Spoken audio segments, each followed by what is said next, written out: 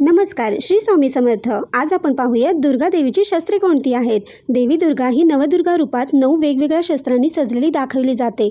पौराणिक ग्रंथानुसार तिची प्रमुख शस्त्रे अशी आहेत.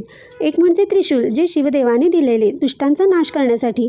2 म्हणजे सुदर्शन चक्र, जे विष्णुदेवाने दिलेले शत्रूंचा विनाश करण्यासाठी. 3 म्हणजे शंख, विजय व मंगलाचे प्रतीक.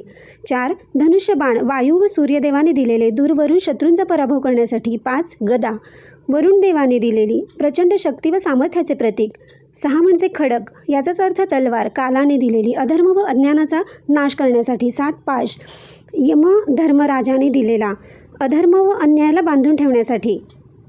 8 म्हणजे अंकुश, इंद्रदेवाने दिलेला दुष्ट प्रवृत्तीवर नियंत्रण ठेवण्यासाठी. 9 म्हणजे कमळ, ब्रह्मदेवाने दिलेले पवित्रता, ज्ञान व शांततेचे प्रतीक.